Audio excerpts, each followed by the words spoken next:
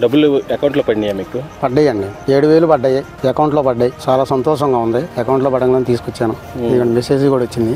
Message రాగానే చూసుకున్నాను, వెళ్ళి తీసుకొచ్చుకున్నాను. చాలా సంతోషంగా ఉందండి. అంటే ఇప్పుడు అకౌంట్లో డైరెక్ట్గా మీ అకౌంట్లో పట్టడంపై మీకు ఎలా అనిపిస్తుంది? చాలా సంతోషంగా అనిపించిందండి. చంద్రబాబు గారు అకౌంట్లో వేయటం, వాళ్ళని అడగకుండా మేము తెచ్చుకోవడం చాలా సంతోషంగా అనిపించింది మాకు. అంటే ఇప్పుడు గతంలో మీకు అకౌంట్లో డబ్బులు పడినాయా సార్? ఎప్పుడు లేదండి. జగన్ ప్రభుత్వంలో నాకు ఎప్పుడు పడలేదు.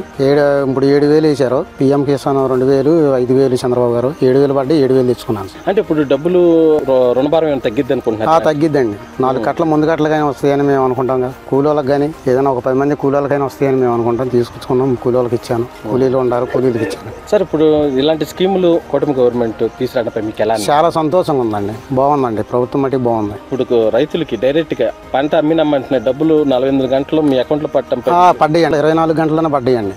మాకు అకౌంట్లో వడ్డమ్మంగంలోనే 24 గంటలు మాకు మెసేజ్ వచ్చింది. 24 గంటల్లో పడ్డాయండి. చాలా సంతోషంగా ఉందండి.